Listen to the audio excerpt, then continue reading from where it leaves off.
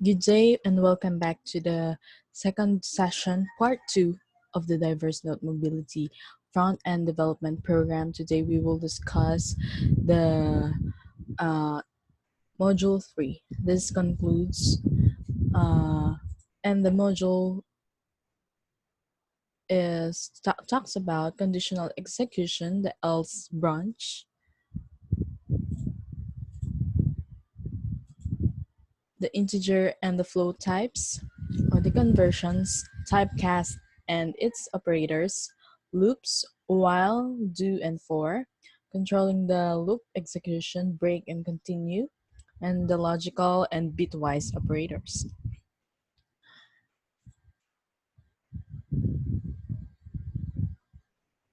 All right, so for the first slide, the conditional statement, more conditional than before.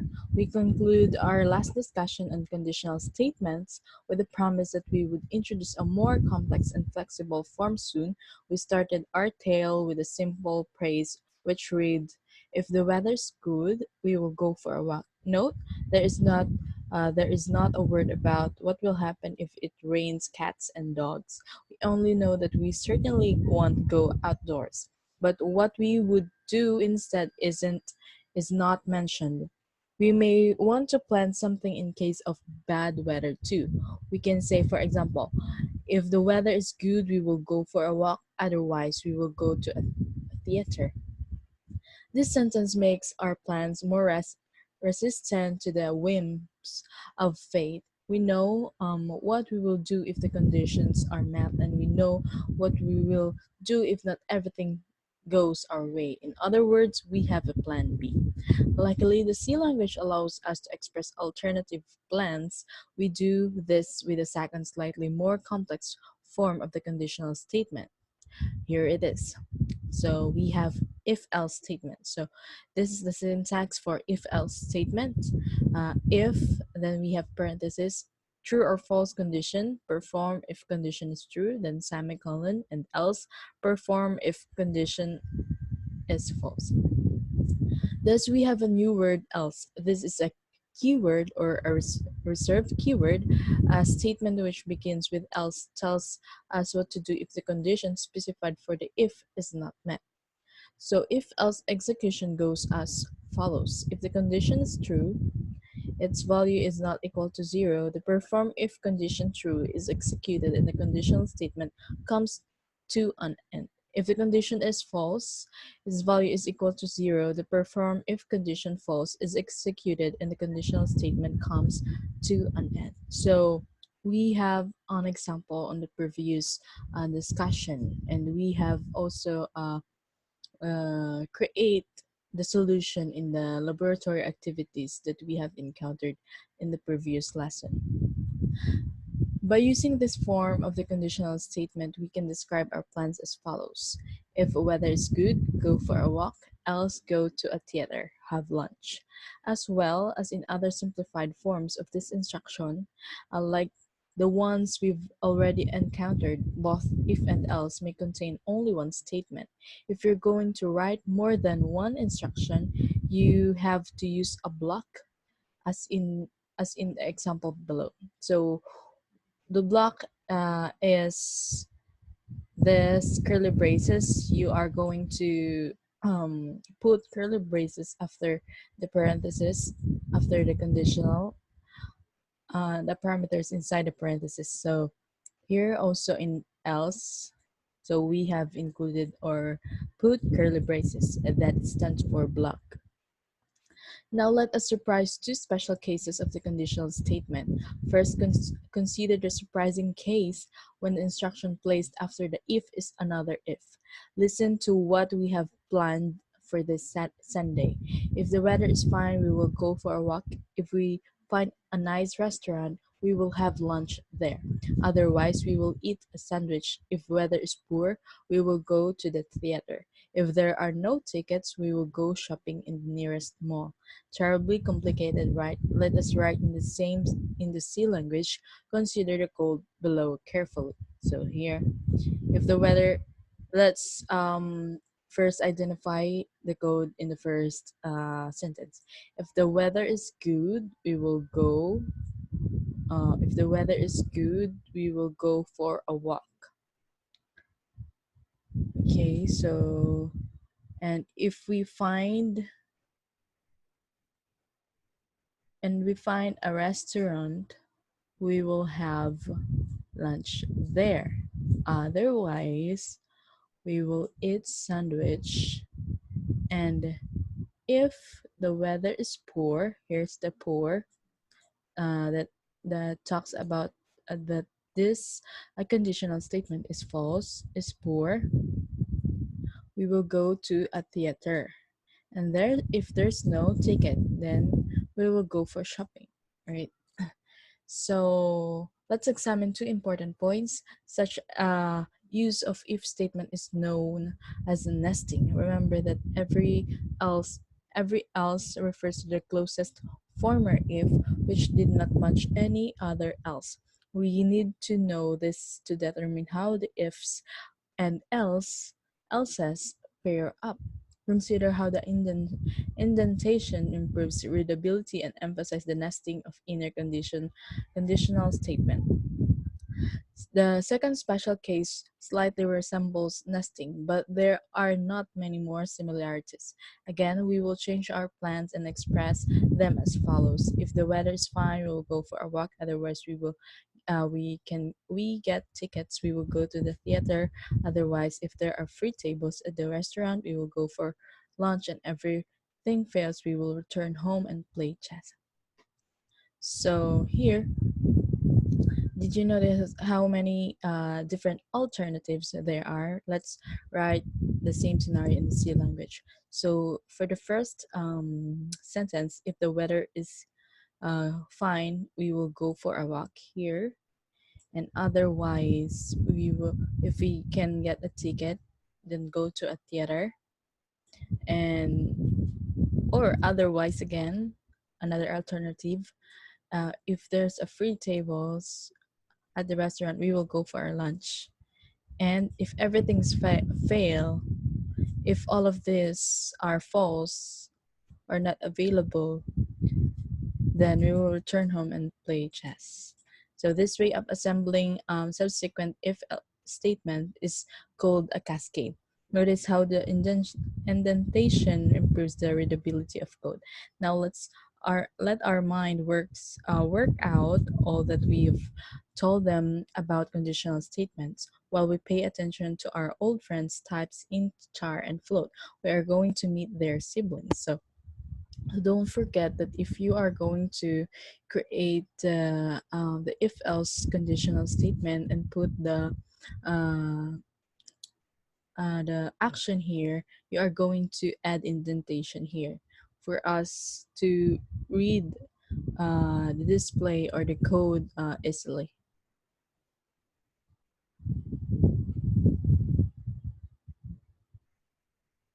All right, so we have another laboratory activity in this time.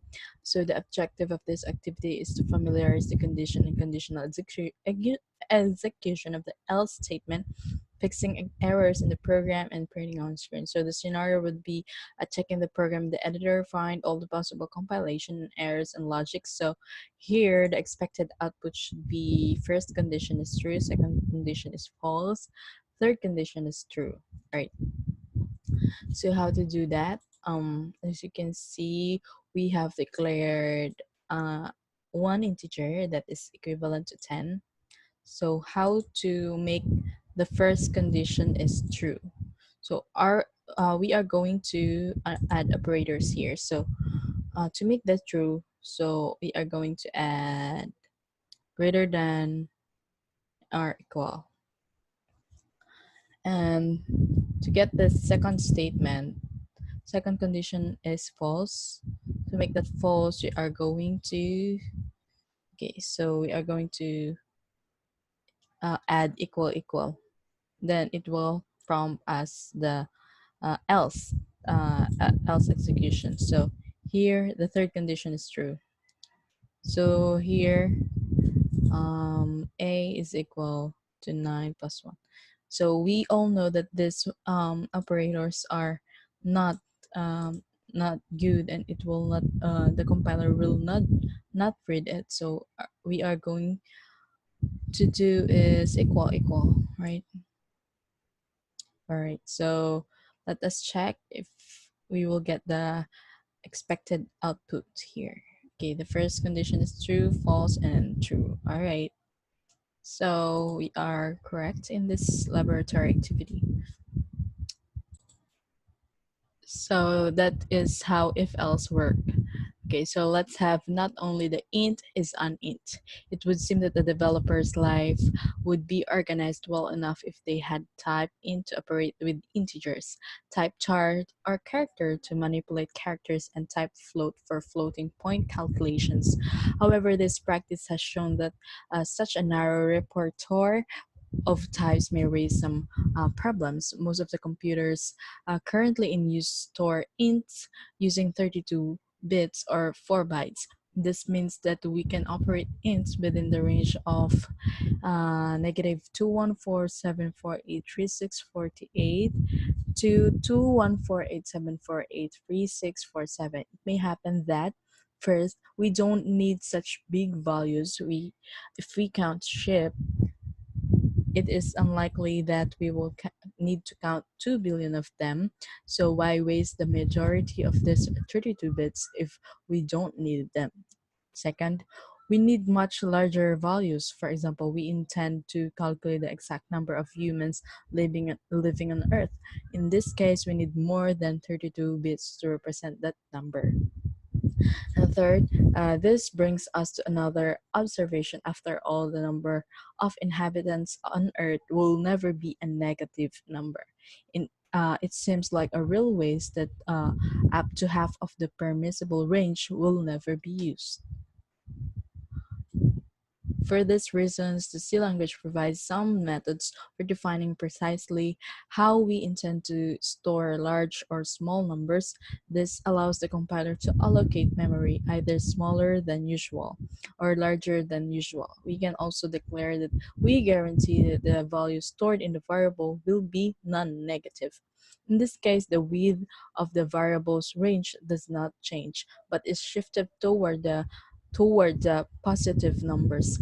This means that instead of the range of negative 21474833648 to 21474833647, we get the range of 0 to 429,496,7295.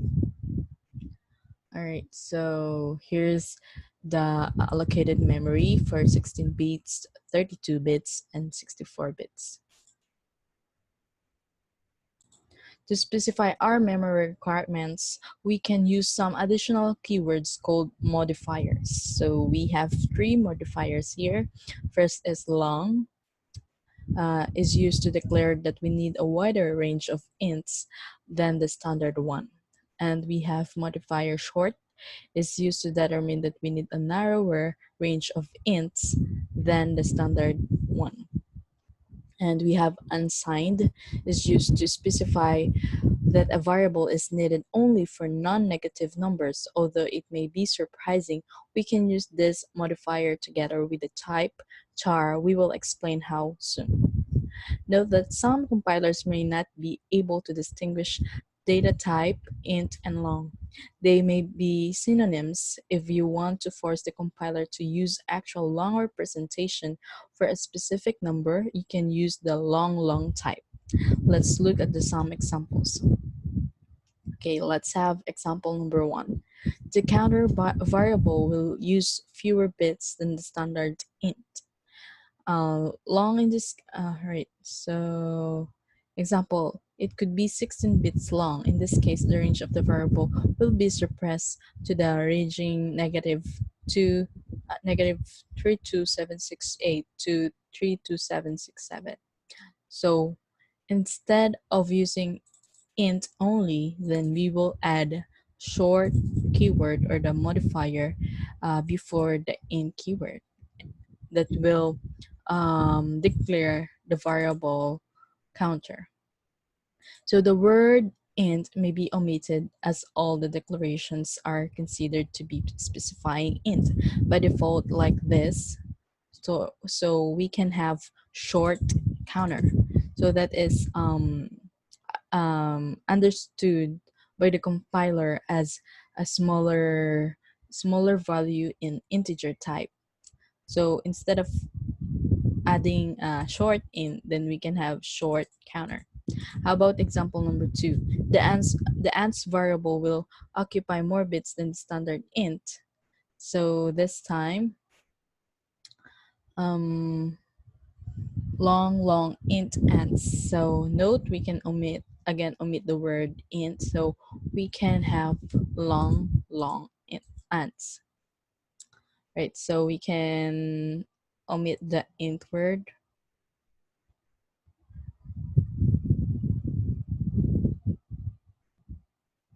All right, so let's have example number 3. If we come to conclusion that a variable will never be a negative value, we can use the unsigned modifier. So here unsigned in positive, of course we can omit int as usual, unsigned positive. Okay, how about example number 4? We can also mix some of the modifiers together. Take a look. Unsigned long int, huge number. We can remove the int and the declaration will preserve its meaning. So we have unsigned long huge number. So it is understood, the declaration is understood as a positive number since unsigned keyword represents all a non-negative modifier, right? And the long keyword is for huge number or for huge integers. And let's have example number 5. A more modest example is here, unsigned short int lamps. Its equivalent form is unsigned short lamps. Okay, so this is understood as non-negative number and a short range of number. Okay, so the long and short modifiers must not be used in conjunction with the type char, y, and must not be used simultaneously in a single declaration. But there's nothing preventing us from using the unsigned modifier with a variable of type char. What do we get from this declaration? Don't forget that we are not allowed to omit the word char. Most of the compilers currently in use assume that the chars are stored using 8 bits or 1 byte. That may be enough to store a small value such as the number of months or even the day of the month. If we treat the char variable as a signed integer number, its range would be negative 128 to 127. If we don't need any signed value, its range shifts to 0 to 255.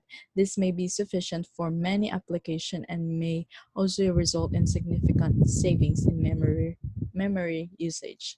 So let's have an example. Unsigned char, little counter, but we need to add important remark. So far, we have used integer literals, assuming that all of them are of type int. This is generally the case, but there are some cases when the compiler recognizes literal types of long. This will happen if a literal value goes beyond the acceptable range of type int. Letter L, or uppercase L and lowercase l, is appended to the literal, such as 0 uppercase L or 19811. 1 lowercase l. Both of these literals are of type long. So remember that if char, then we, as you notice that we have discussed earlier in the previous slide that this modifier such as long, short, and unsigned is for int type. But don't forget that char type is also an int type. But this time char only has a smaller range of numbers like this. Okay, negative 128 to 127. And if we add unsigned, so this talks about non-negative, then it will have a 0 to 255. So here's another float type. The short modifier cannot be used alongside the float, but we may use the long modifier here. It's assumed that type long float is synonym for another type named double. The variables of type double may differ from the variables of type float, not only in range but also in accuracy. What does this mean? The data stored in floating point, a variable has finite precision. In other words, only certain numbers of digits are precisely stored in the variable. For example, we expect that the value, so here's the long integer, this is a float, right? So will be stored by specific a type of computer as 11113185116 and so on, point zero zero. We say that the variable saves 8 precise digits. This is within the expected accuracy of 32-bit long floats. Using a double guarantees that the variable will save a more significant number of digits, about 15 to 17. This is where the name double comes from. Its accuracy is doubled compared to float. So the synonym for long float is double. All right, and take note that short modifier cannot be used alongside with float.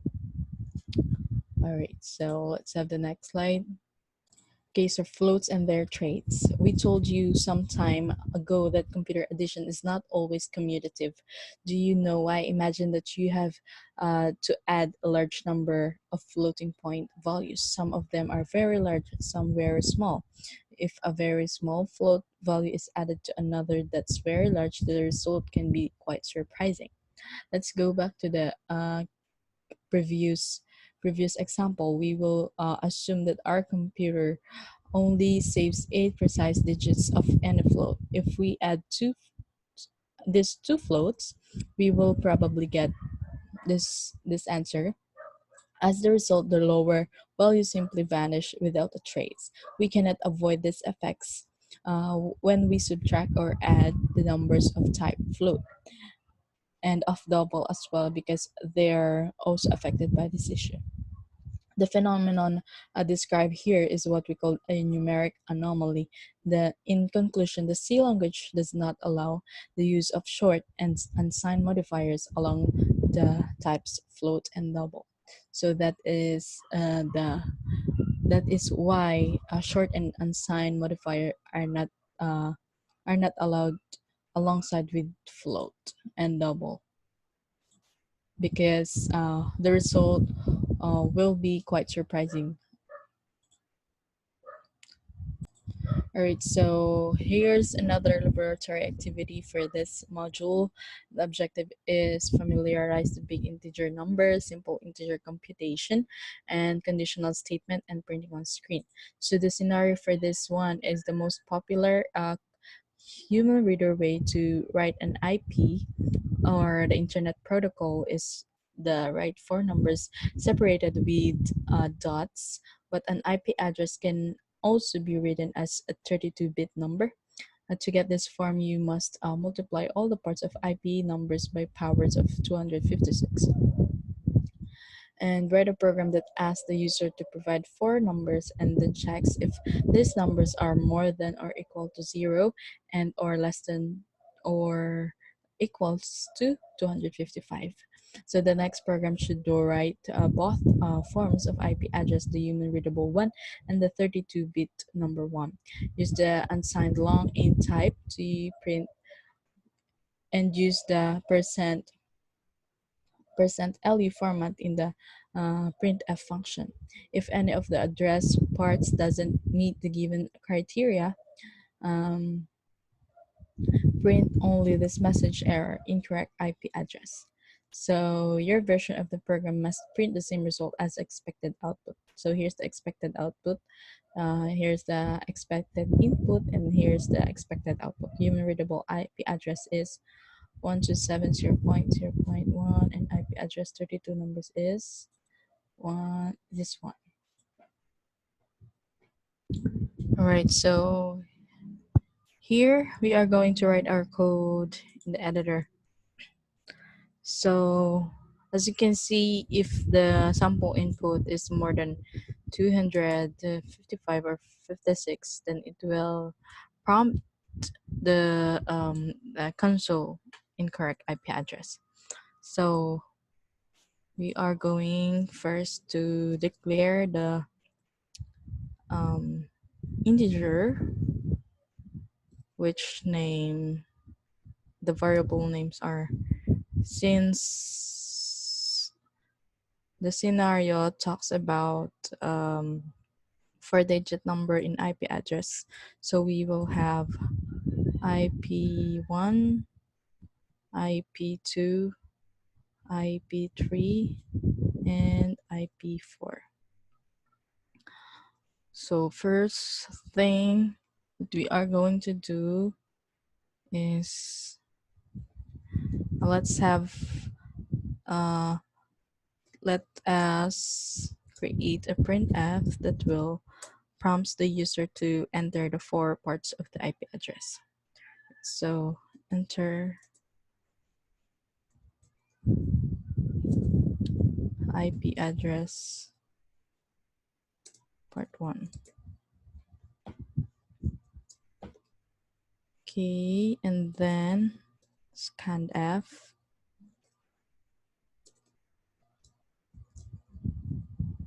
to store temporarily the value of this. Since this is a integer, then we will use %d.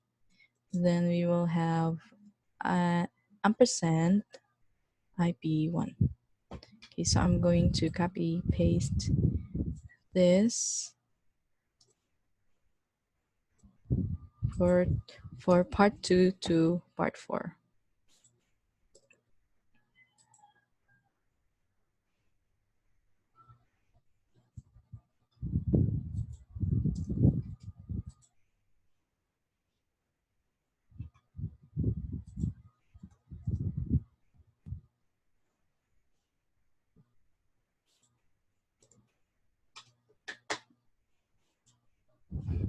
All right, so the next thing is we will have our if else.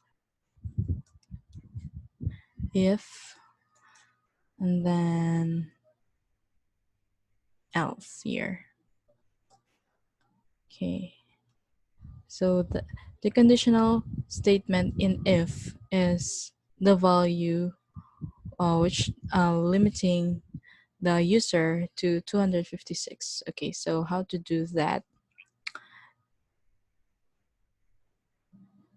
We will input IP1 if IP1 is greater than or equal to 0,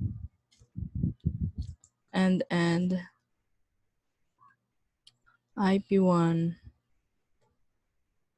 is less than or equal to 256, and IP2 is greater than. Okay, I'm just going to copy and paste this one.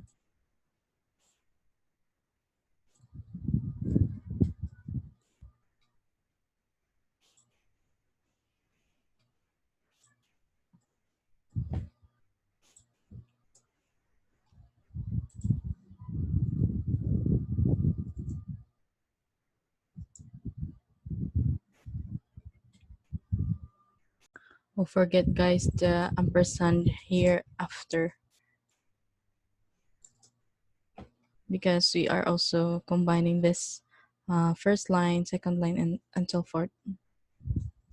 So these are all the parameters of the conditional statement if. All right. So now let us create the code for if the standards or the user inputs those value that is inside the parameter of this if, then it will prompt this value or the result for if. So as you can see, guys, that there's a two expected output the human readable IP address, which is this one, and the IP address 32-bit, which is this one.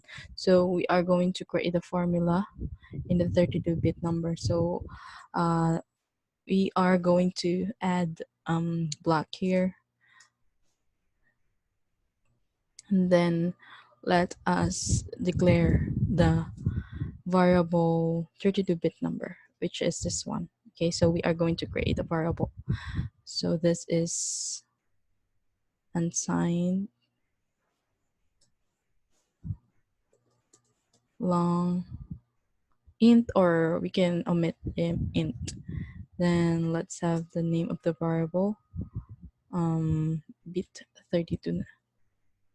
Okay, let's have bit 32, and then let's create the formula in having those. So how to do that is I'm going to so here is how we do that. So as you can see, we are directed that to get this form, you must multiply the parts of the IP address numbers by powers. So here, as you can see, to get this form, you must multiply all the parts of the IP numbers by powers. So the first thing is we are going to create a formula for part IP1. All right, so for the IP1, I'm going to write here IP1, then times 256, then another 256, and then 256. Right, so add a semicolon, don't forget about that. And then we will have IP2. Right, so let's remove this and change with IP2, and let's have IP3. Okay, remove another 256 because it will depend on the row. And let's have IP4. So this time IP4 don't have the multiplication by 256. Okay, so this is 4. And then all we need to do is we will have the output itself. So this is human readable IP address. So we are going to print this one. Okay, so how to do that? We will have printf, then here, and then of course we will have IP1, IP1, and then dot another IP2, and then last one. So we are going to add the modifiers here, which is IP1, IP2, IP3, and IP4. Okay, so how about the second line? IP address as the 32-bit number. Okay, so let's have printf. Okay, and then this one. So what do you think is the variable that we will use this time? Okay, so we are going to use bit 32, right? Bit 32. Okay, so this is an integer, and we are going to add bit 32 here and forgot the comma. Okay, so forgot something else. How about else? And as you can see in the scenario, we will print error message incorrect IP address. Okay, how to do that? Just add printf, and then incorrect IP address. Okay. So now let us try our code.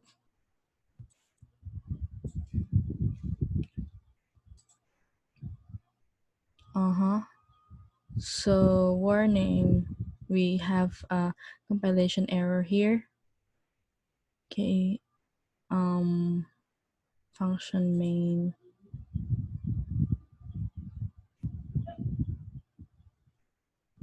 format this one int argument 2 has type long print. Alright guys, forgot to add the scenario. So as you can see in the scenario, we will use the unsigned long in type to print and use the %lu format for printf function. So I just interchange the %d to lu since bit32 variable is an unsigned long. So alright, so let us run this program. Okay, so let's have 1 to 7 0 0 1. Compiler seems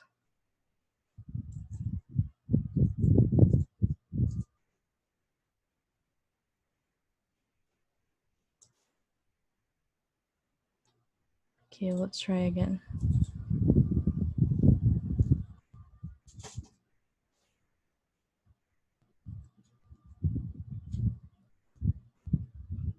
All right, so we have the human readable IP address is 1 to 7 IP. Okay, and we have the 32-bit number, which is equivalent to that. So forget to add a new line here. All right, guys. So I have changed one more thing here. As unsigned long bit32 is equals to 0. I just add a null number here. So now I also add new line here, and let us try. So all we need to do is type on time because this compiler will okay. So here the expected output 127.0.01, and then we have the 32-bit number. So let's try the sample input for expected output will be incorrect IP address. So here I'm going to run this program again, and let's have 1268 that is exceeded to 256, and let's have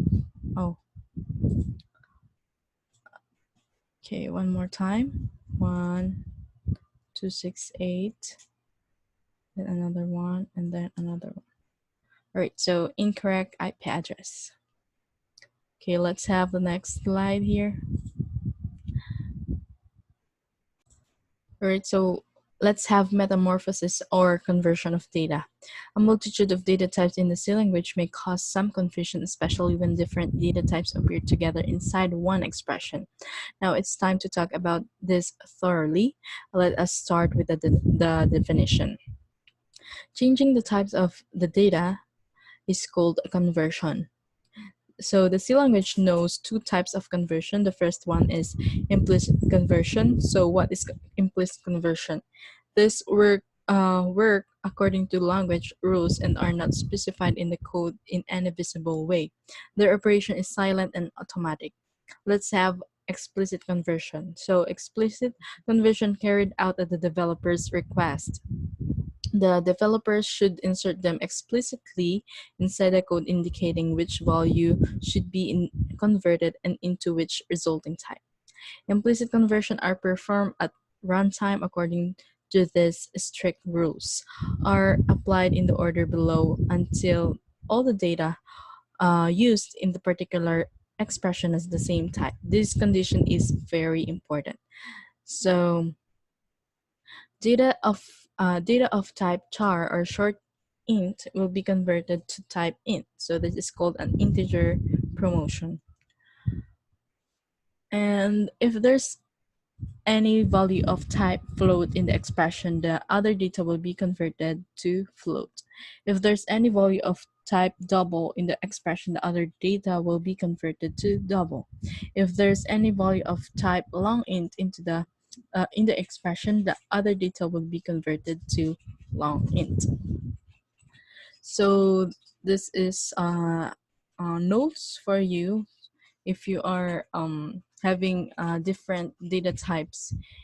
Okay, so that is called conversion.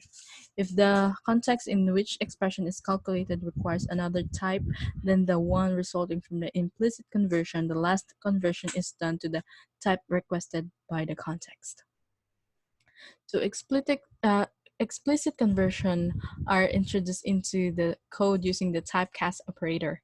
This is a unary operator with a high priority equal to unary minus priority. You can see it here. Okay, so we have type and then we have value. So word type is a name or description of the type which the value will be converted into.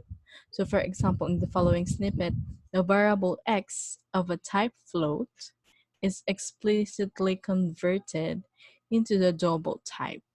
All right, so that is how we convert explicitly converted. Since the float, since x is a float type, then how to convert that into double? We are going to here another variable and we add equal and then double inside which type are we going to convert the x. All right, so then add the value which is x. Because we've introduced a new operator, we need to update the priority table. Here it is. So here's the updated priority table. All right, so let's have typecasting. Let's continue the typecasting. Knowing how implicit conversion work, we will analyze the process of calculating the value of the expression in the following snippet. So we have int, and the variable of that is int with a capital I, char and char, short, float, and float. And for this one, we will have int is equals to short plus char plus float. So we can predict that the following implicit conversion will take place. So promotions go first, resulting the following conversion. So as we know, there's four data types here. So before we convert that, so we are going to promote the data types. First, int and then short. So we are going to convert the short to int and then char to int. So we are going to add that. And the sum of the short and char as well as the float variable will be converted to float. That is float.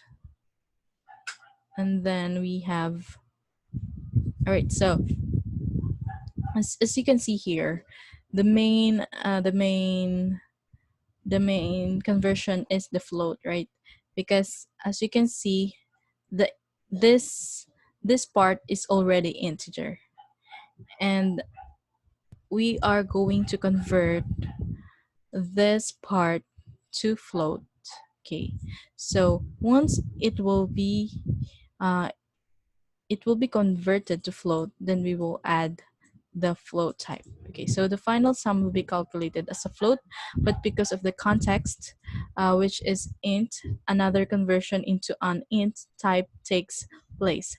Hence, the final form of the expression looks like this. So here's the final expression. Okay, so here's the final form of the expression. Int, then we have float here. So it is enclosed by a parenthesis. So float, then we have this one, and then we have float. So this part is already float, then we will add a float. Okay. So since we have int here, then this part will be converted to integer. So that is how conversion works.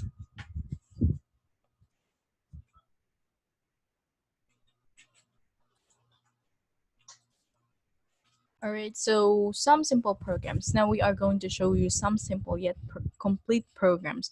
We won't explain them in detail because we think that the comments inside the code should be enough for you to get it. All of the programs perform the same task. They find the largest several numbers and print it out. Let us start with a simple case, how to identify the larger of two numbers. So here, so this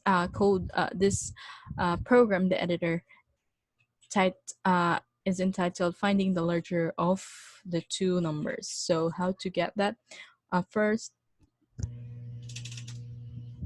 we are going to declare two variables, int variables, and we will also have the variable for the maximum value, which is greater than between the two. And then we will just add here, print it. Okay, I'm going to add here printf. Okay, so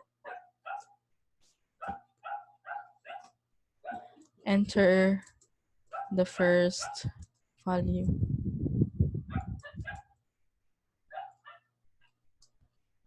Okay, and then I will copy it here.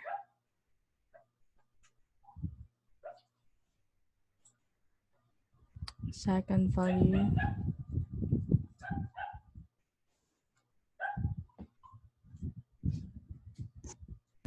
And I will add the modifier, which is number 1 and number 2. All right. And then we temporarily assume that the former number is the larger one.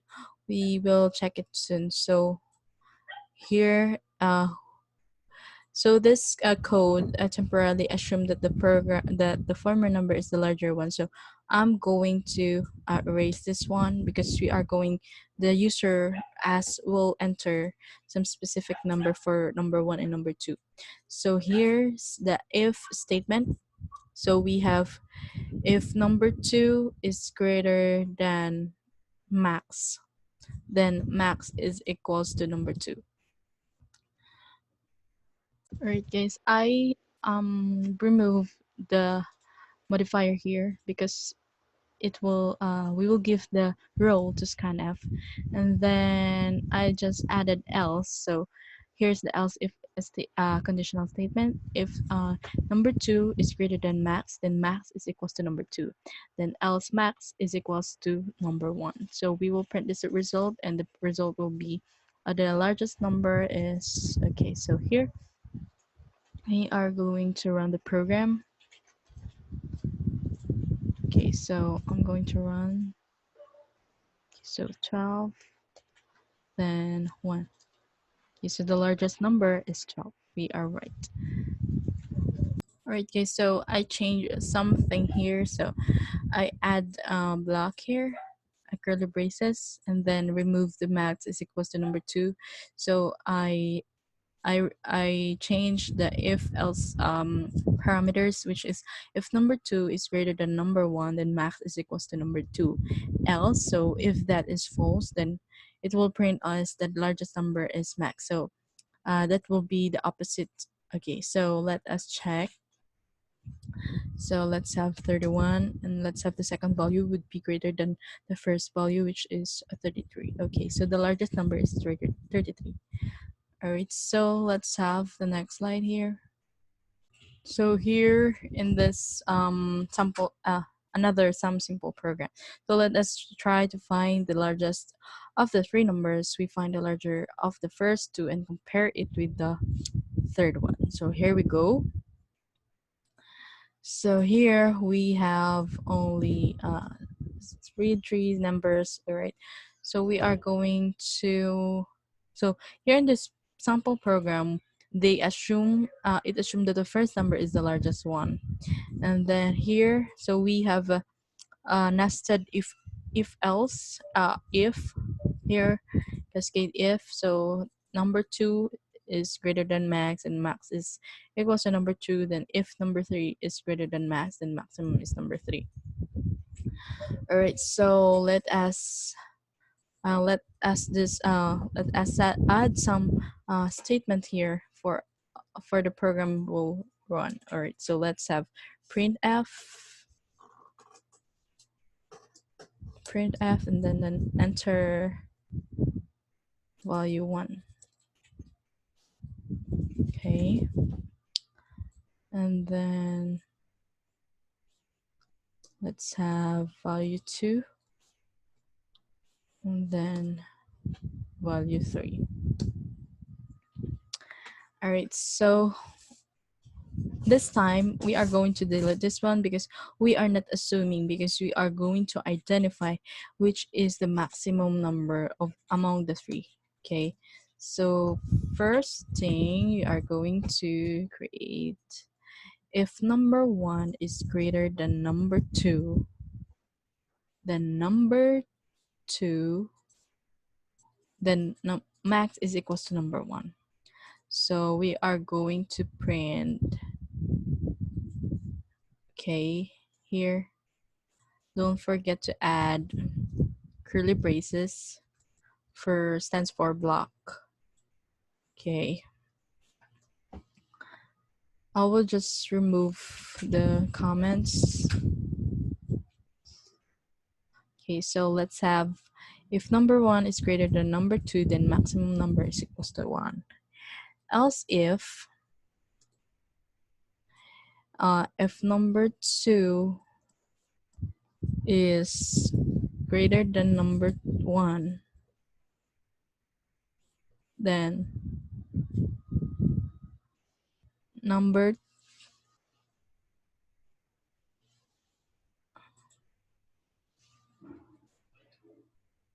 or we can add here another and number 1 is greater than number 3. Okay. Or we can say or. And then number 2 is greater than number 1, or number 2 is greater than number 3, then maximum number is equivalent to number 2. So we will print,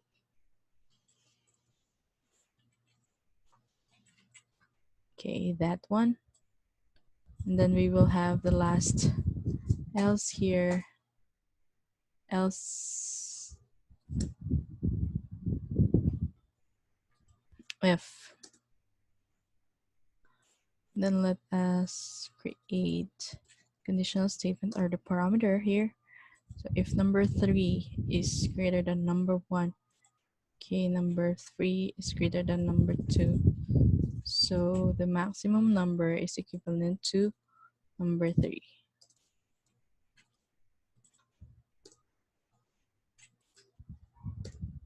So don't forget to add block. Okay.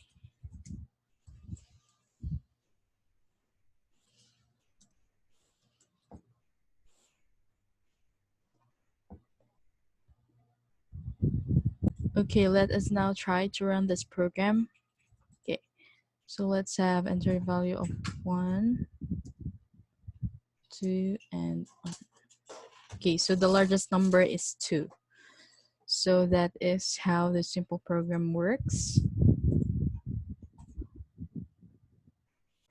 So let's have some simple programs again, and you should be able to write a program that searches for the largest of 4, 5, 6, or even 10 numbers. You already know the format, so extending the program is not particularly complex.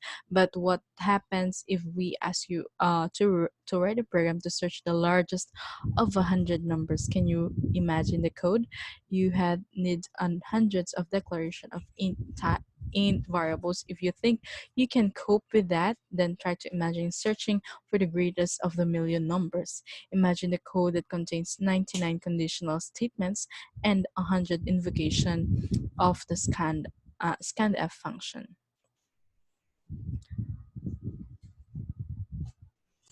All right, so let us ignore the C language for a moment and try to analyze the problem without thinking about the programming. In other words, let us try to write the algorithm, and when we are happy with that, we will implement it. we will use a kind of notation which is not a programming language at all, but it is formalized and concise and readable. We called it pseudocode. In the editor, there is an example of pseudocode, what's happening in it. Firstly, we can simplify our programming if at the very beginning of the code we assign the variable max with a value which is smaller than any of the numbers entered. We will use a negative 9999999. Secondly, we assume that our algorithm does not know in advance how many numbers will be delivered in the program. We expect the user will enter as many numbers as she or he wants. The algorithm will work well with either 100 or 1,000 numbers. How do we do that? We make a deal with the user. When the value -1 is entered, it will be assigned that there is no more data and the program should end its work. Otherwise, if the excuse me. So secondly, and we assume that the algorithm doesn't know in advance how many numbers will be delivered to the program. We expect that the user will enter as many numbers as she or wants. The algorithm will work well with either 100 or 1,000 numbers. How do we do that? We make a deal with the user. When the value -1 is entered, it will be signed that there is no more data and the program should end its work. Otherwise, if the value entered is not equal to -1, the program will read another number, and so on. So the trick is based on the assumption that any part of the code can be performed more than once. In fact, as many times as you needed. Performing a certain part of the code more than once is called a loop. You probably know what this means already. See steps number 2 through 5 make a loop. Can we use similar structure in the program written in C language? Yes, we can. We will tell you about it soon. So here's the example pseudocode. So the first step is we will assign the max variable to -9999. So this is the minimum number.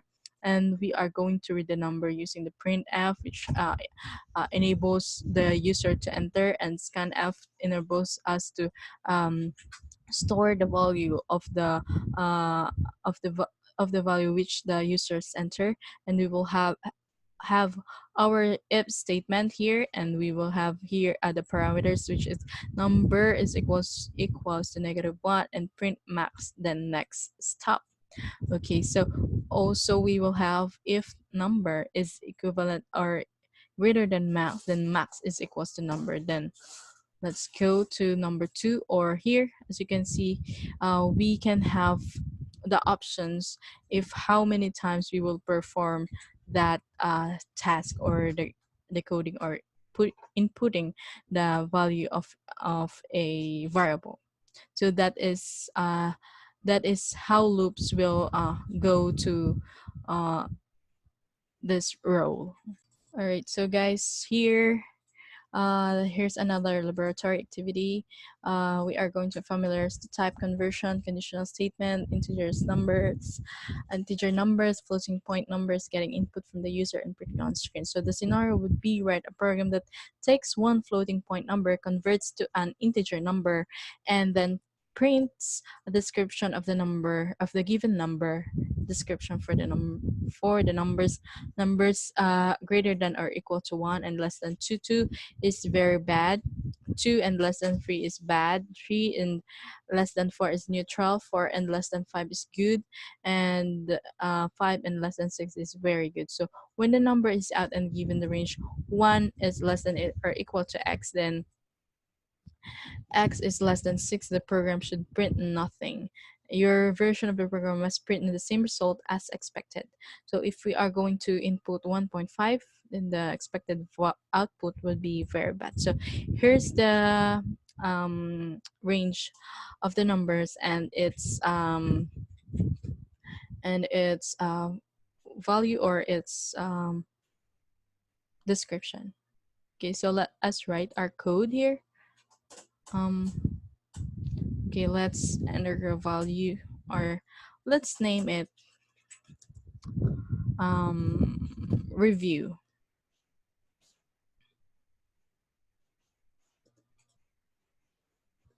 Let us prompt the user,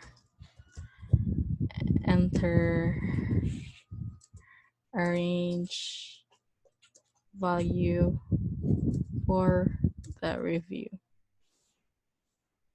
from 1 to 5, right? So note that this is a float. Sorry. Okay, so this is a float. So here we are going to use scanf, and then we are going to use %f, and then the modifiers is %review.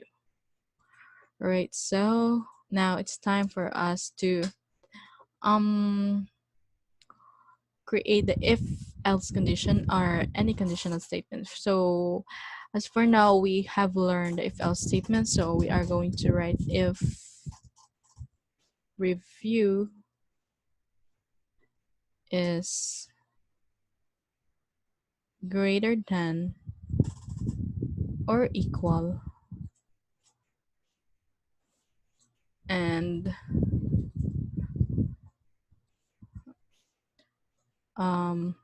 greater than or equals to 1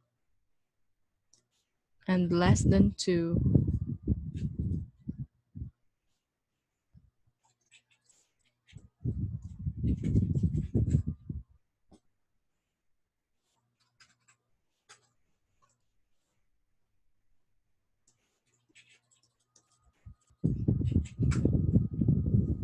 then we will print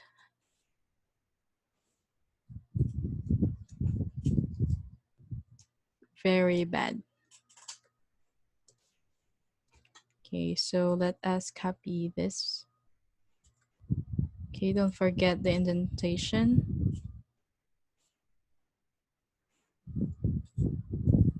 So here we are going to have else if, then this is bad.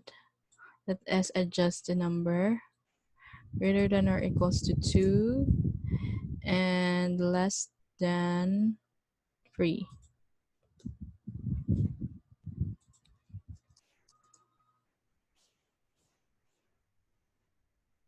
Okay, let's have neutral.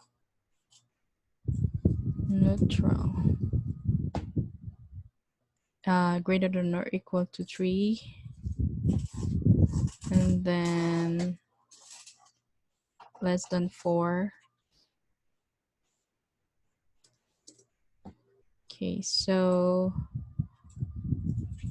next thing is greater than or equals to 4, then less than 5, then we'll have good. And for the last one, we will have 5 and then less than 6. So we will have the result very good, description very good. All right, so let us try to run this program. Okay, so if I'm going to run this one, then okay, so enter a range of value from the review 1.0 to 1, but I'm going to input 1.5. Don't forget that this compiler has its time limit. Okay, so very bad, just like the expected output, very bad 1.5. Okay, let's have 2.9. 2.9. Okay, bad. How about 4.77? Okay, 4.77. Then we will have good. Okay, so that is how that laboratory activity works, and that is the example program or the code. So here's another laboratory activity. So the objective for this one is to familiarize the type conversion, conditional statement, fixing errors in the program, integer numbers, floating point numbers, and printing on the screen. So the scenario is check the program in the editor, find all the possible compilers, errors, and logic operators. Let us fix them, and your version of the program must print in the same result as the expected output. So before you use the compiler, try to find the errors only by manual code analysis and use the the converted numbers to check how to round a float number. How to round a float number. All right, so here, okay, so 5 is 5 rounded to 7. 7. Okay, so we have a float here, not exact 5, not exact 5, not exact number, and we have identify two integer here, exact 5 and rounded 5 number. So we have an if else statement. If not exact number, okay, so as you can see, they forgot to add the parenthesis here. Not exact number minus non-exact number is greater than 0 0.0. So all right, so as you can see, there's something wrong in this statement. We are going to add a parenthesis inside and this one to enclose int, and then since percent %f is for float and we are converting the float to integer, so we are going to change also the modifier, which is %d, and then of course if since the rounded to 7 will be always added 1. Okay, so let us check if it's right. All right, so we got the right answer. 5 is 5, then rounded to 7 is 7. So let's have the while loop. We want to ask you a strange question. How long do you usually take to wash your hands? Don't think about it, just answer. We will, well, when your hands are very dirty, you wash them for a very long time. Otherwise, it takes a last time. You then keep washing your hands until they are clean. Look at the statement below. Do you agree with it? While my hands are dirty, I am washing my hands. Note that this also implies that if our hands are clean, we won't wash them at all. Now you've learned one of the loops available in C language. In general, the loop manifests itself as follow. While inside the parenthesis conditional underscore expression, then the statement. So if you've noticed, some similarities to the if instruction is having the similarities of if else construction and the while loop having they are having the same they are having similarities. In fact, there is only one syntactic difference. We use the word while instead of if. The semantic difference, however, is more important. First one is when the condition is met, if performs its statement once, then while repeats the execution as long as the condition evaluates to true. Okay, so look at the concept of the while loop below. So here's the syntax for while loop. Here's a while and enclosed by parentheses the conditional expression, and we have this statement 1 and then statement, and it is enclosed with block or the curly braces. So let's make a few observations. If you want while to execute more than one statement, you must, like if we statement, use a block. Take a look at the code in the editor. An instruction or instructions executed inside the loop are called the loop's body, and if the condition is false, as early as when it's tested for the first time, the body is executed even once. So the body should be able to change the condition value, because if the condition is true at the beginning, the body might run continuously to infinity. So here's an example of a loop, while loop, that can't finish its execution. So while 1, then we have its statement, then print f, I'm stuck inside a loop. This loop is infinitely print I am stuck inside a loop on the screen. Okay, So we don't have any conditional expression here. So it will prompt us, since this is true always, then it will always prompt us this this string to infinity. Alright, so let's go back to the sketch of the algorithm we made recently. We are going to show you how to use this newly learned loop. By the way, we will introduce one more thing to use. So far, we have declared variables in one place and assigned values to them in another. We can combine these two steps by declaring the variable and assigning the value at the same time. We do this by adding equal sign followed by an expression whose value is assigned to the variable at the time of its creation. For example, if you need a variable that needs a value of 0, then you can do this. Int variable that equals to 0, or this is null, right? So null is very helpful.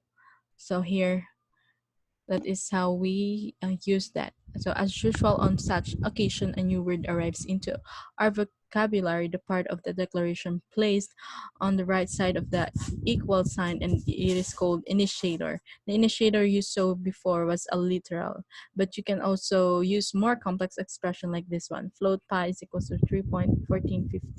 Double pi 2 is equals 2 point times pi.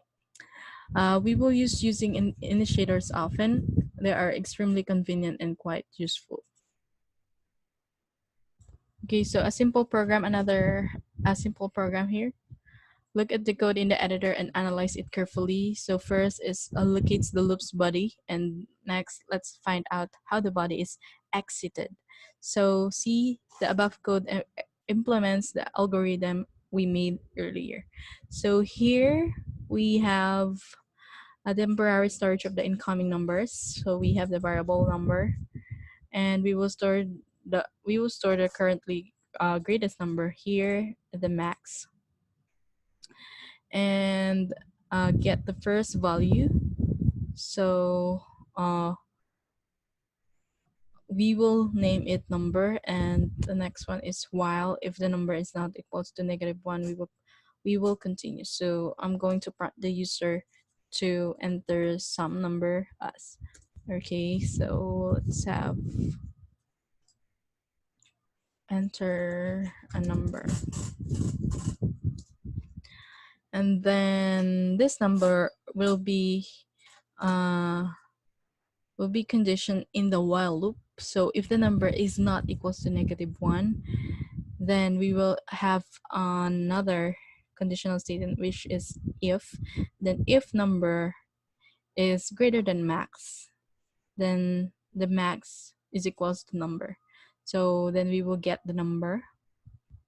Okay, so scanf %d, then end number. So after that, then we will print the largest number is, and then we will have. So all right, so guys, I add here inside the while loop, I add the else conditional statement here. So here, after the enter a number prompts to the user, then it is and if it is valid, then it will, or this statement will be true. Then this conditional statement will be continually appear to the user's console. So let us try. Okay, so I'm going to run this one, and it will prompt us enter a number. So I will enter a true value that will appear inside the parameter of this statement. So I'm going to enter 1, 2, 3, 4. So it is continuous. So if I oh sorry, another one. So if I enter a negative number that is false to the parameters that is written in the while loop, it will be stopped, or the body will be exited, right? So that is how this laboratory activity works. Alright, so here's another simple program. The program counts odd and even numbers coming from the keyboard. Take a look at the code in the editor. Certain snippets can be simplified without changing the program's behavior. Take a look at the next slide. Okay, so here's the example of the how to identify uh, how to count odds and even numbers. So let us check the next slide. So here we will discuss the while loop in examples. So try to recall the C language interprets the truth of a condition and note that these two forms are equivalent. So this is the same. So while number is not equals to 0, then we have the statement here, and while number, and we will have this statement. So now the condition that checks if a number is odd can be coded like this. If number then modulus 2 is equals to 1, then write our statement, and if number is modulus 2, then this is statement. Nothing would surprise you right now, but there are two things that can be written even more compactly. First, the condition of the while loop. So here's the condition of the while example. So hash include a CDIO int main void, and then we have declared int type here, which is counter here, and then we have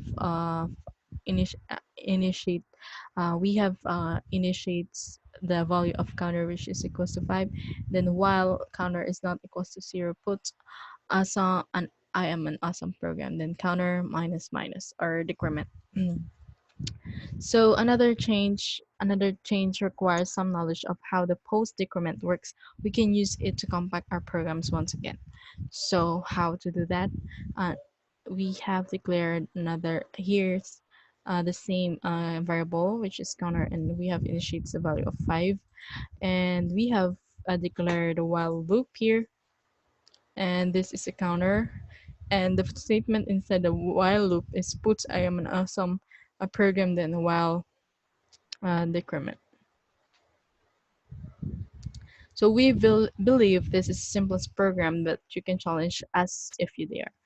So here, instead of putting the counter decrement here, you can put it inside the parameters of the while loop.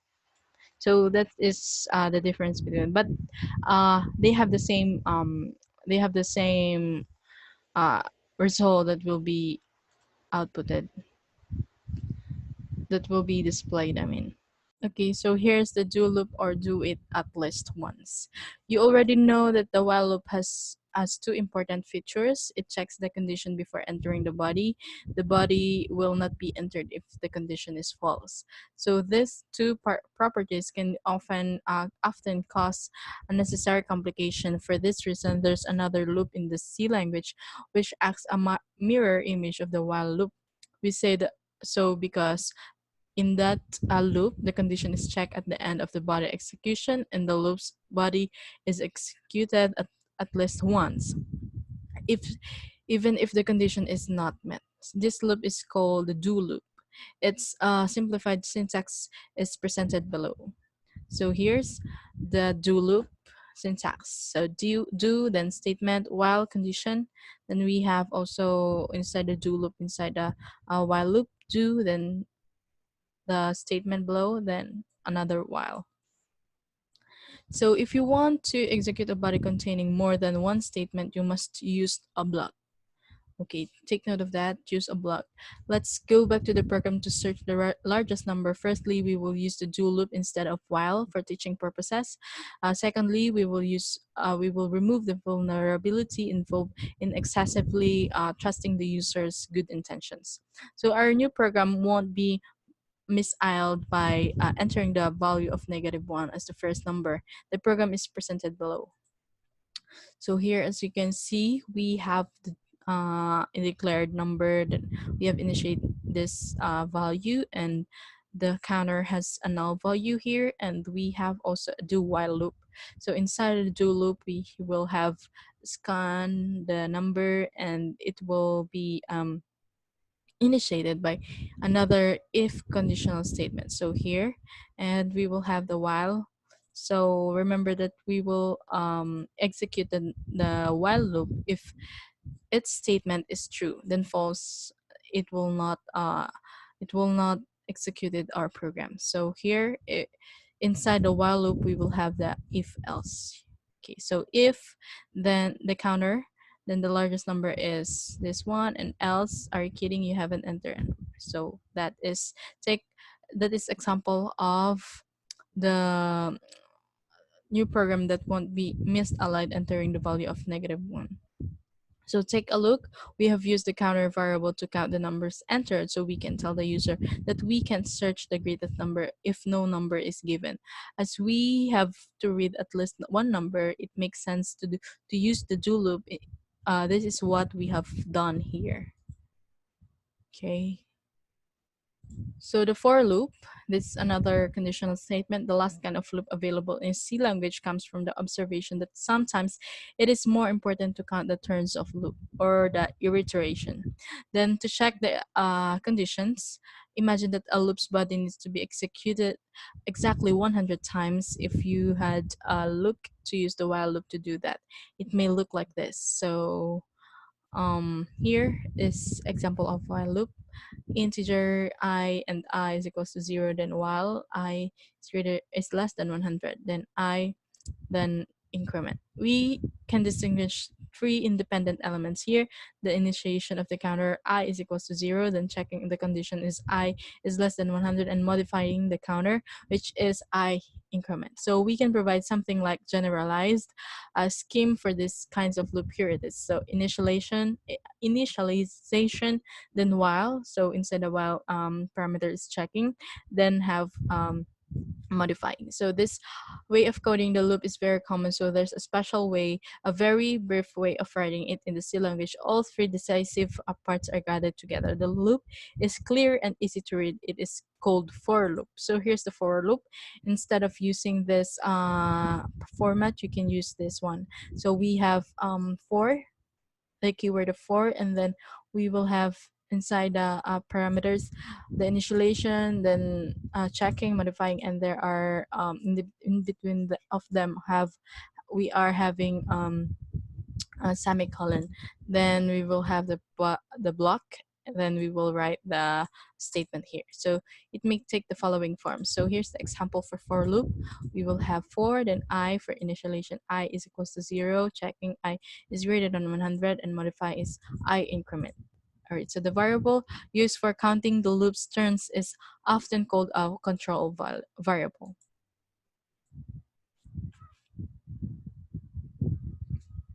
All right, so the for loop has interesting singularity. If we omit any of its three components, it's presumed that there is one. There's instead. So we have for, then checking, initiation, checking, then modifying. Then the body goes here. One of the consequences of this is that the loop written in this way is an infinite loop. Can you explain why? Okay, well, the conditional expression is not there, so it's automatically assumed to be true. And because the condition never becomes false, the loop becomes infinite. Let's look at a short program in the editor. Its task is to write sum of the first powers of 2. The exp variable is used as a control variable for the loop and indicates the current value of the exponent. The exponentiation itself is replaced by multiplying by 2.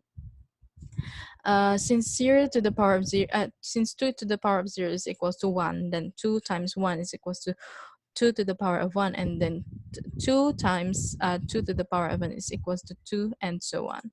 And the answer to discussion, what is the greatest exponent for which is the program, still prints the result.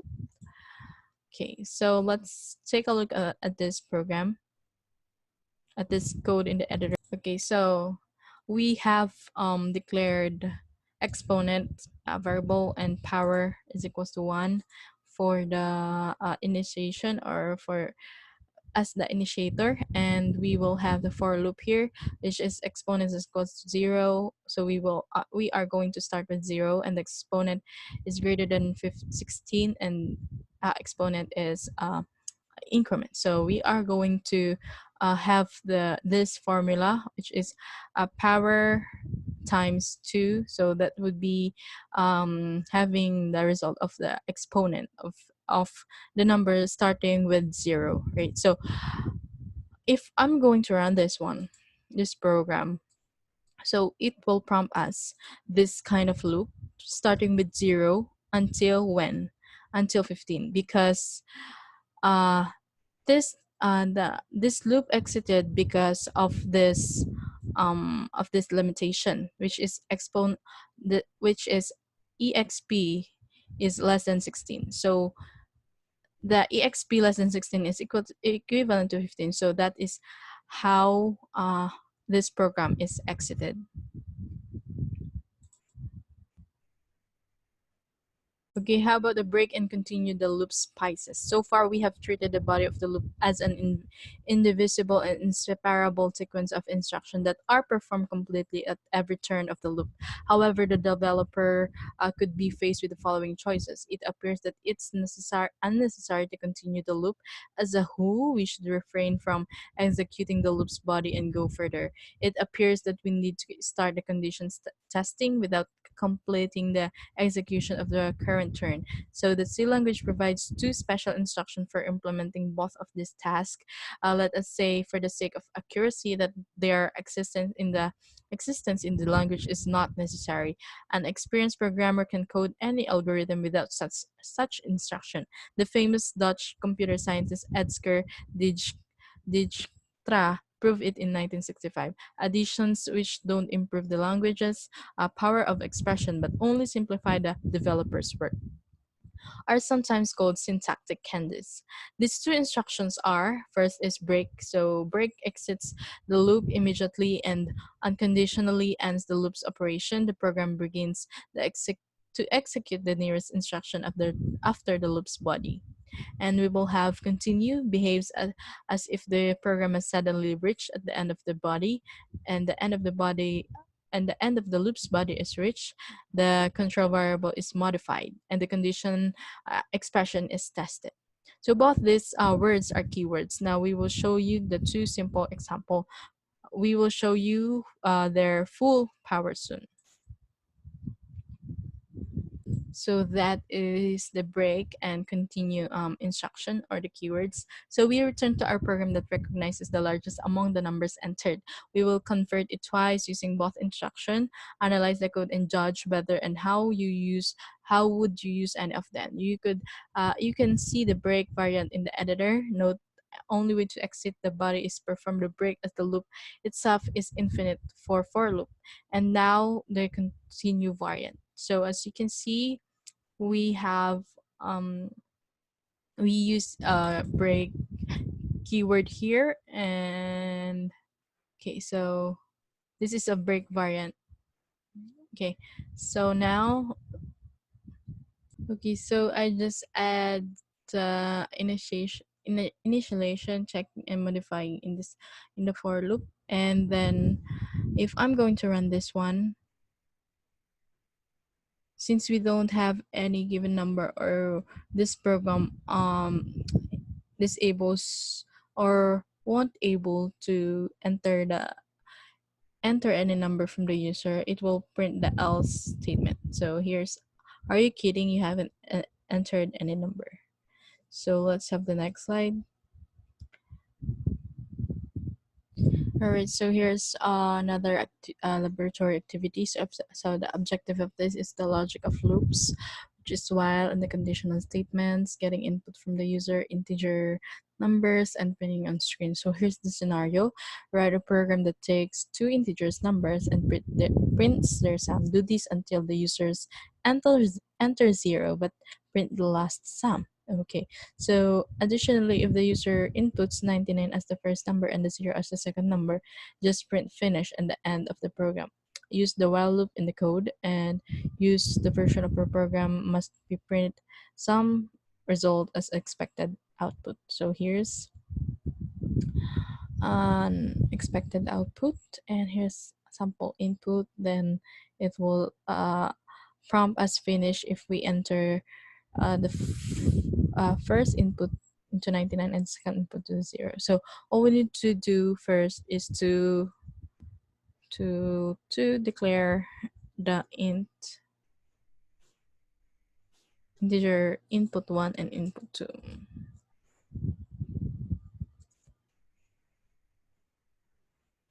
All right, so next thing that we will do is to provide the while loop here.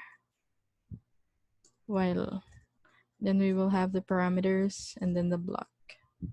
So we will have a condition here that if input 2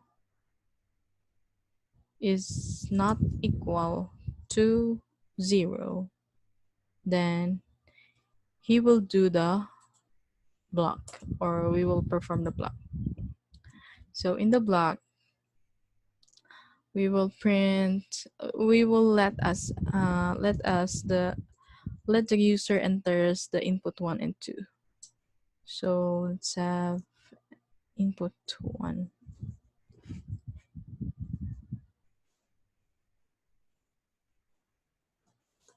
And of course, don't forget the scanf.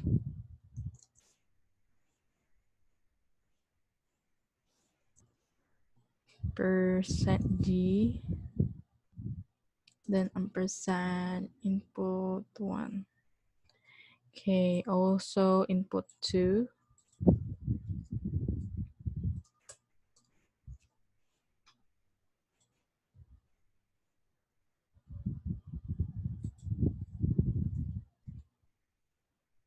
And we will have the sum, of course.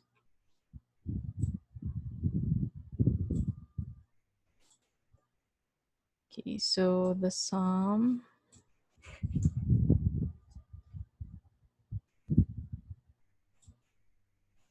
%d,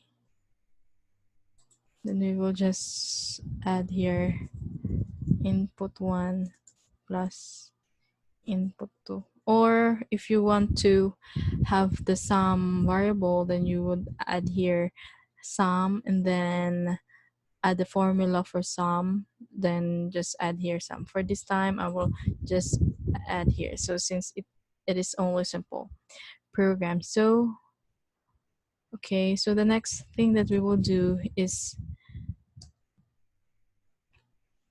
if, so this is how we end our program. If the user enters the input 1 that it is equals to 99, then we will print finish.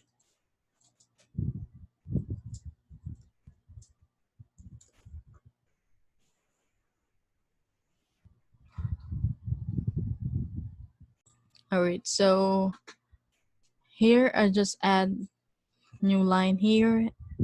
Okay, so let us try this code. Let us run this code. Okay, I will put input 1, 2, so the sum would be 3, 2, 3, sum would be 5, another input 4. Okay, so that is how while loop will run. The while loop will run if these parameters are, if the user enters inside the parameters, which is input 2 is not equals to 0. And also I'm going to add and input 2 is equals to 0. So let us try if we will get the result of this sample input, which is 99 and 0. Okay, so let's have 99 and let's have 0. Okay, so the sum is 99 and the program is exited. All right, so let's have the next slide. All right, guys, so here's another laboratory activity. So the objective of this is to familiarize the logic of loops and do while, getting input from the user, printing characters on screen, and the scenario is this. To write a program that asks the user to enter a number, then the program should print the number of lines corresponding to the number inputted. Each line should contain the numbers of pair of characters equals to the number of this line. Then the outputted drawing should be similar to the right half of the pyramid. Your version of the program must print the same result as the expected output. To this lab, you must use two do while loops. However, when the user inputs a number less than or equals to number 1, the program should print only one line. When the user inputs a number greater than 20, the program should print only 20 lines. So here's an example of input, and this is the output. So I already written the code here in the editor. So I'm just going to explain this to you. So I just declared two variable here. So it is input and the counter. So the counter has in its initiator is equals to 0, since the counter will start with 0, and for us to measure the every rows must be equivalent to this variable, this element. Okay, so is equivalent to its row. Okay, so I'm going to print enter number 1 to 20, then that will prompt the user, and I also write the scanf, and it is for input. Okay, so I already have the two do while loop here, as um, it was instructed in the scenario. You must have two do while loops. So the two do while loops is here, do while and do while. So the first do, I declared int inner counter is equals to -1. So inner counter -1, I write -1 since it will be minus or get the difference after the next row. So here's after the do, I already initiated another do while loop inside the do, and we are going to print this element or this string, and we will have the inner counter that will start from -1. So I declared here in the first do, and after that we will have the while. So the while is, as we all know, that while is continuing if the uh, parameters is true. So if it is false, then it will exit the program. So the parameter is counter is greater than inner counter. So we will have printf after this one to add another new line, and then counter plus plus. So the last while loop. So this is the um, how this instruction is inputted into into code. When the user inputs number less than to or equal to 1, the program should print only one line, and when the user inputs number greater 20, the program should only print 20 lines. So here it is. Okay, so I'm going to run this program, then I will put 5 and enter. Okay, so that is how it looks. How about 20? 21. It only prints 20 lines. Okay, let us check. 1, 2, 3, 4, 5, 6, 7, 8, 9, 10, 11, 12, 13, 14, 15, 16, 17, 18, 19, 20. Okay, that is only 20. All right, so let's have the next slide. Okay, so now let's have the computer and their logic. Have you noticed that the conditions we have used so far have been very simple, not to say quite primitive? The conditions we use in real life are much more complex. Let us look at the sentence. If we have some free time, the weather is good, we will go for a walk. We have used the conjunction and which means that going for a walk depends on the simultaneous fulfillment of the two conditions. In the language of logic, the connection of condition is called conjunction. And now another example. If you are in the mall or I am in the mall, one of us will buy a gift for mom. The appearance of the word Or means that the purchase depends on and at least of these conditions. In logic terms, this is called disjunction. Therefore, the C language must have operators to build conjunctions and disjunctions. Without them, the expressive power of the language would be substantially weakened. We call this logical operators. So let's have pride and prejudice. The logical conjunction operator in the C language is a digraph ampersand ampersand. This is a binary operator with a priority lower than the comparison operators. It allows us to code complex conditions without the use of parentheses like this one. Counter greater than 0 and value equals 100. The result provided the ampersand ampersand operator can be determined on the basis of the truth table if we consider the conjunction left and right. So the set of possible values of arguments are and the corresponding values of the conjunction looks as follows. So we have left and right arguments. So if we are going to false and false, it will result as false. False and true, it will result as false. True and false, it will result as false, and true and true, it will result as true. So as you may notice that all of these arguments have the result of false, except the true and true if the left and right value will have the ampersand ampersand operators. Okay, so next, let's have the next slide. So and is for conjunction and or is for disjunction. So that is the intro for computer logic. Okay, how about to be or not to be?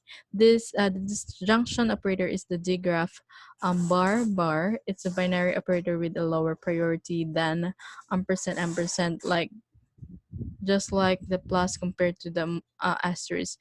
Its truth table looks as follows. So let's have false or false. We will have false. False or true, we will have true. True or false, we will have true. And true or true, we will have true. So this is the opposite of the and or the conjunction operator. Since all of this, the important thing is we have the true true keyword here, then we will have the result of true. But if not, just like this one, false and false, we will have the result false. In addition, there is another operator that can be used to construct conditions. It's a unary operator performing a logical negation. Its operation is simple. It turns true into false and false into true. This operator is written in a single character exclamation mark, and its priority is very high, the same as the increment and decrement operators. Its truth table is truly simple. Okay, so let's have arg, that is true or false. So what is the negation of false? That is results true, and the negation of true is false. So it's opposite. It is simply the opposite. All right, so some logical expression note that the following condition are equivalent respectively. So we have variable is greater than 0 and variable is not equal to 0. And not equal, not variable is less than or equal to 0, and not this variable is not equal to 0. So that is the same equivalently that is equivalent. So this expression and this expression is the same, and this one is the same. So you may remember De Morgan's law from school. They say that the negation of a conjunction is the disjunction of the negations.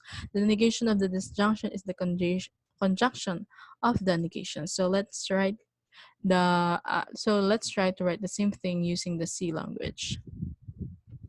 So the negation of the conjunction is the disjunction of the negation. Okay, so the negation of the disjunction is the conjunction of the negation. So that is how we write this in C language. So note how the parentheses have been used to code the expressions. We should add that none of the previous two argument operators can be used in the abbreviated form known as OP equals. This exception is worth remembering. Okay, so how to deal with the single bits? Logical operators take their argument as a whole, regardless of how many bits they contain. The operators are aware only of the value 0. Means false, not 0. Means true. The result of their operations is one of the values 0 or 1. This means that the following snippet. Okay, so we have int I and j. So this is j, not I. So we will assign the 1 to the j, and the variable I is not 0. So otherwise it will be 0. However, there are 4 operators that allow you to manipulate single bits of data. We call them Bitwise Operator. They cover all the operations we mentioned before in the logical context and one additional operator. This is the XOR, or exclusively OR, and is denoted as a caret. Here are all of them. So here's first one is ampersand. This is the bitwise conjunction, and we will have bar, or the bitwise disjunction, or we will read it as or. This one is and. This bitwise negation is tilde. This is the negation, and the bitwise exclusive or. This or XOR. Okay, so let's have the next slide. This would be the fourth slide of the computer logic.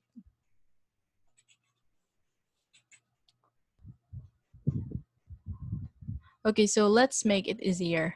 For the ampersand, requires exactly 2 oneness to provide 1 as the result, and or requires at least 1 to provide 1 as a result, and caret requires only 1 to provide 1 as the result, and negation or not.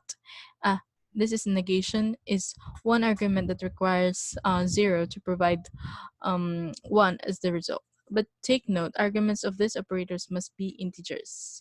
We must not use floats here.